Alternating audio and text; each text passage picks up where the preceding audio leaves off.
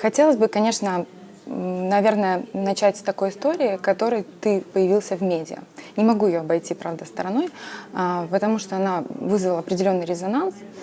И для тех, кто не знает, я напомню, что ты был претендентом номер один на операцию по пересадке головы. И расскажи вот о том, когда ты узнал, что такая существует возможность. Как ты на это решился? Что ты чувствовал? В первую очередь я хочу сказать, что это была для меня не новость, когда я это узнал, потому что еще лет в 10 я интересовался работами Демихова, работами Роберта Уайта, которые занимались примерно тем же. Они занимались трансплантацией туловищ, либо голов, кому как удобнее называть, на животных, на приматах, на собаках.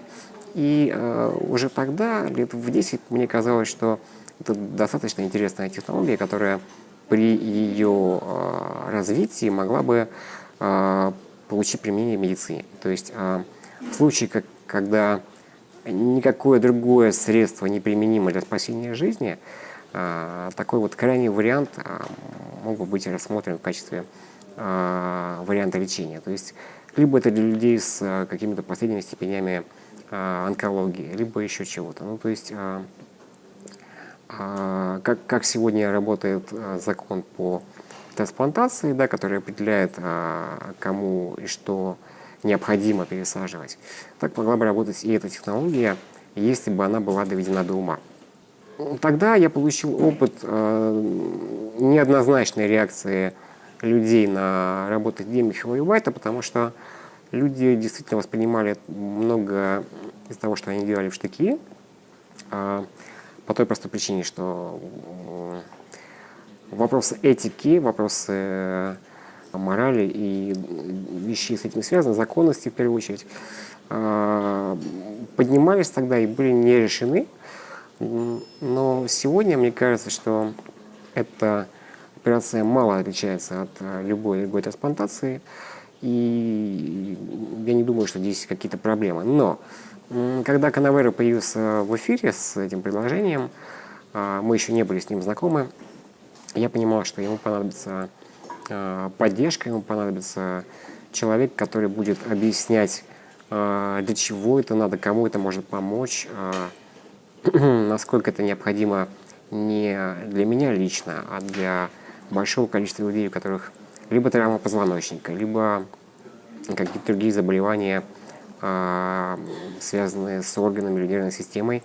Потому что с чем пришел Канаверо? Канаверо пришел с решением, которое позволяет связывать ткани спинного мозга для обеспечения проводимости сигнала. То есть все остальное, сшивать сосуды, соединять костные ткани, врачи умели и до него, это не было проблемой. А Канаверо именно пришел с решением по восстановлению нервной проводимости. То есть в том виде, который он это предлагал, конечно, это выглядело слишком радикально, но для лечения травм позвоночника это могло бы подойти очень хорошо. То есть склеивать обратно поврежденные участки спинного мозга было бы здорово для тех людей, которые по той или иной причине утратили подвижность, утратили способность передвигаться самостоятельно, либо утратили функцию управления конечностями. Я видел свою миссию в том, чтобы донести до общественного мнения, до людей, что время этой технологии пришло, и развивая ее, мы могли бы спасти большое количество жизней.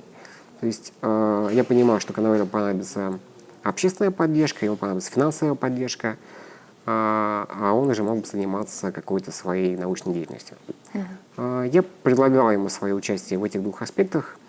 Он принял его в плане моей общественной деятельности, потому что он знал, насколько я информирован уже был об этих работах и разработках, поэтому мы достаточно плотно сотрудничали, наверное, года полтора в этом плане. Насколько вот мне изучить удалось, конечно, я не вдавалась слишком глубоко в эту тему, ну, по крайней мере, какие-то такие источники, как Википедия, да, я изучила, что до этого момента ни одна операция, даже которые проводились там на животных, они не увенчались абсолютным успехом. То есть Да. животные, если и у них какая-то была функционирование, то оно там прекращалось, по-моему, максимум через месяц. Да, это правда. Тебе не было страшно? Мне, конечно, не было страшно, потому что я понимал, какой объем работы еще предстоит сделать для того, чтобы подобные операции стали хотя бы сколько-нибудь безопасными, да. И я считал, что моя функция заключается в обеспечении вот той поддержки, которая необходима Канаверо на этапе завершения разработки, то есть на этапе проведения дополнительных клинических исследований, на этапе дополнительных проверок и тестов с животными. Я был готов к тому, что это будет длиться какое-то время, то есть его работы в Китае проходили, по-моему, в течение года.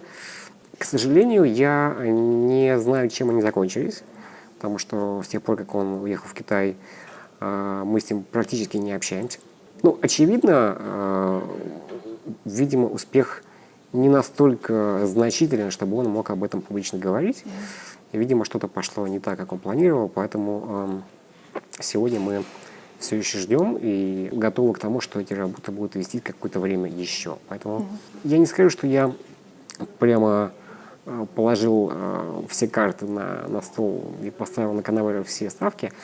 Поэтому я поучаствовал в его работе в качестве там, болельщика, какого-то человека, который о нем рассказывал.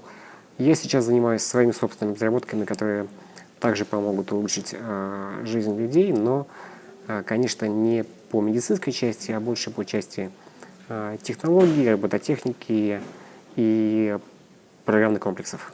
Да. У меня еще есть такой, как бы, ну, завершающий вопрос в этой теме.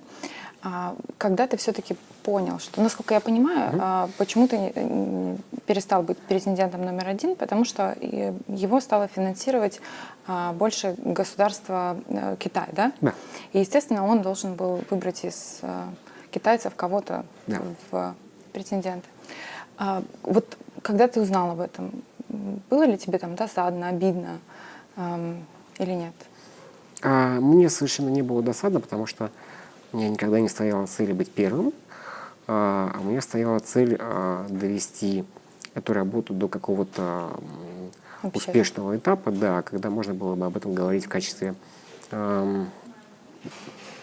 какой-то новой вехи в медицине, новой вехи в методах лечения. То есть я считал свою работу на тот момент завершенной, и мне казалось, может быть, даже к лучшему, что технология будет отработана до того, как я приму участие в этом непосредственно сам.